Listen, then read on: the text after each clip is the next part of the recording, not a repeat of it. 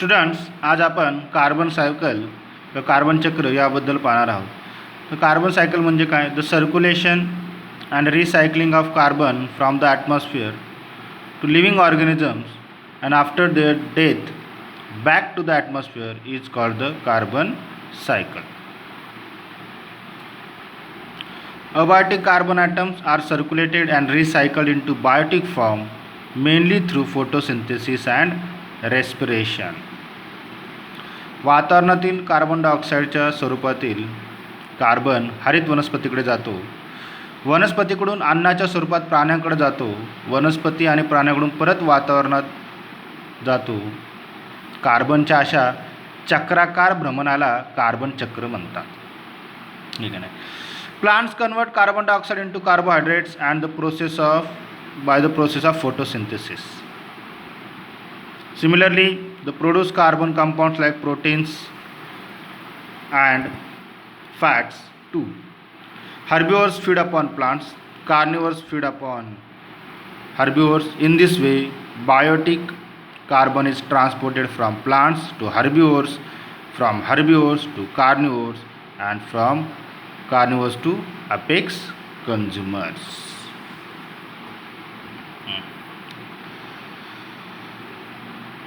वातावरणातील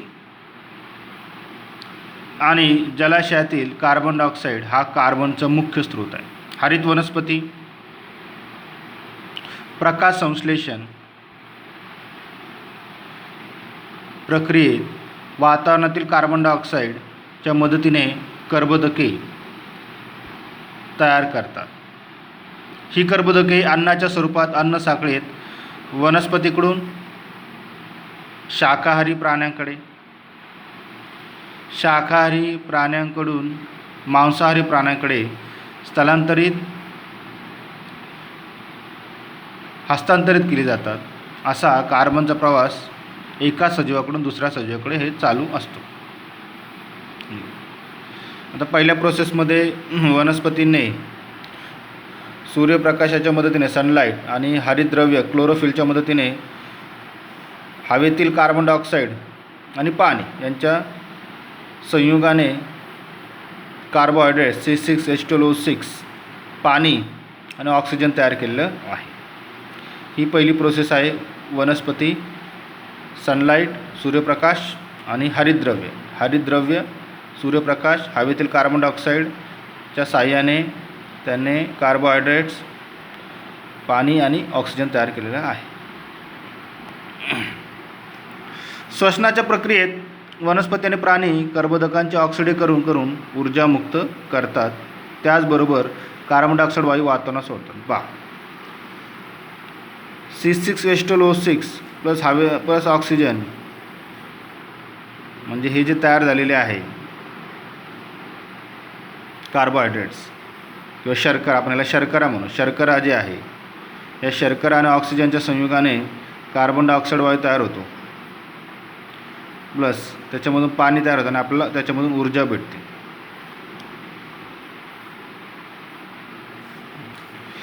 after death all types of consumers are decomposed by decomposers like bacteria and fungi, and carbon dioxide is released again into the atmosphere and is used again by living organism. कार्बनी पदार्थांचे सूक्ष्मजीवांमार्फत विघटन होते. काही प्रक्रियेत carbon dioxide वायू तयार होतो आणि तो वातावरणात मिसळतो.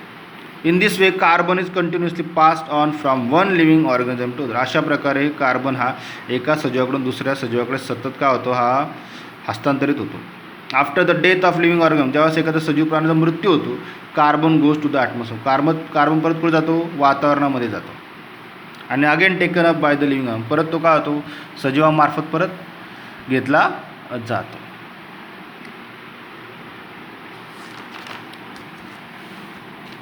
पुढची आपली सायकल आहे oxygen cycle. Oxygen forms 21% of the वातावरणाचा 21% हा ऑक्सिजन आहे. It is also present in the hydrosphere and lithosphere. तो जलावरणात आहे आणि शिलावरणामध्ये पण आहे. Circulation and recycling of oxygen within the biosphere is called the oxygen. Oxygen वायूचा वातावरणातून सजीवाकडे आणि सजीवांकडून परत वातावरणाकडे असा चक्राकार प्रवास सतत चालू असतो. ऑक्सिजनच्या या चक्राकार प्रवाहाला ऑक्सिजन चक्र म्हणतात. This cycle too includes both the biotic and abiotic components. Oxygen is continuously produced as well as used up in the atmosphere. जमिनीवरील वनस्पती आणि प्राणी हवेतील ऑक्सिजन तसेच जलचर वनस्पती आणि प्राणी पाण्यातील ऑक्सिजन श्वसनासाठी वापरतात. श्वसनामध्ये ऑक्सिजनच्या सहाय्याने कर्बोदकांचे ऑक्सिडीकरण होते आणि ऊर्जेबरोबरच कार्बन डायऑक्साईड हा वायू तयार होतो.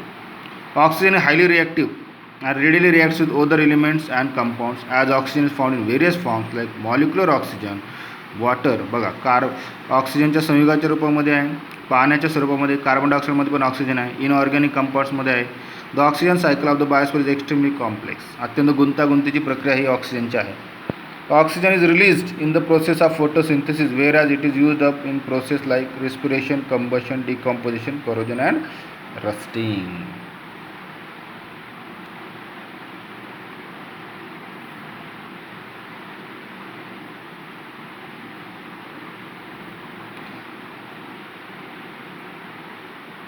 हरित वनस्पती प्रकाश संश्लेषणाच्या प्रक्रियेत वातावरणात कार्बन डायऑक्साईड वापरून ऑक्सिजन वायू बाहेर टाकतात. ऑक्सिजन वायू वातावरणात मिसळतो व ऑक्सिजनचा चक्राकार प्रवास पूर्ण होतो.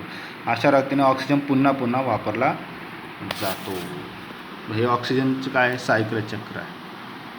ऑक्सिजन कोण तयार करतो? तो हरित वनस्पती ऑक्सिजन तयार करतात. हा ऑक्सिजन कोण घेतं? तर सजीव प्राणी हा ऑक्सिजन घेतात आणि काय बाहेर टाकतात?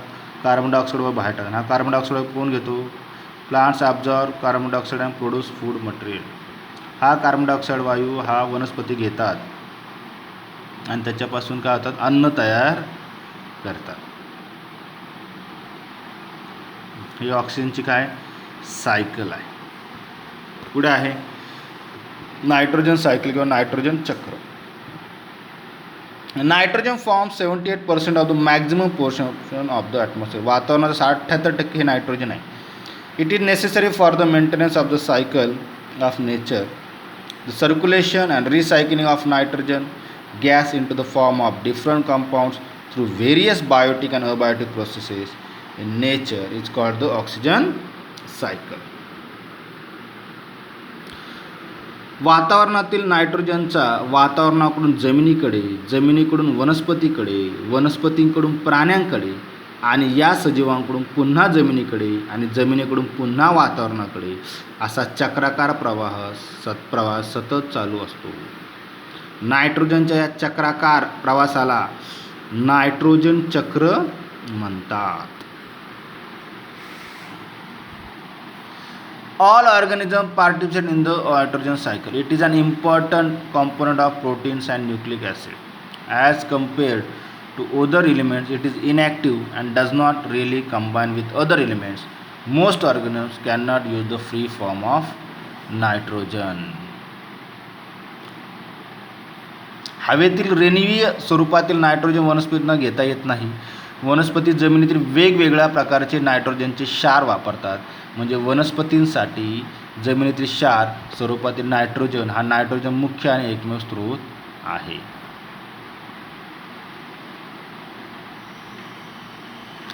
नायट्रेट आपल्याला नायट्रोजन कशा प्रकारे भेटू शकतो? तर पहिल्या प्रकारे नायट्रोजन फिक्सेशन म्हणजे नायट्रोजनचे स्थिरीकरण. Conversion of nitrogen into nitrates and nitrites through atmospheric, industrial and biological processes. हवेतील रेणुवीय नायट्रोजनचे त्याच्या क्षारांच्या स्वरूपात रूपांतर होण्याच्या प्रक्रियेला नायट्रोजनचे स्थिरीकरण म्हणतात. नायट्रोजन स्थिरीकरण वातावरणीय, औद्योगिकीय आणि जैविक प्रक्रियेने करता येते. Ammonification, release of ammonia through decomposition of dead bodies and excretory waste of organisms.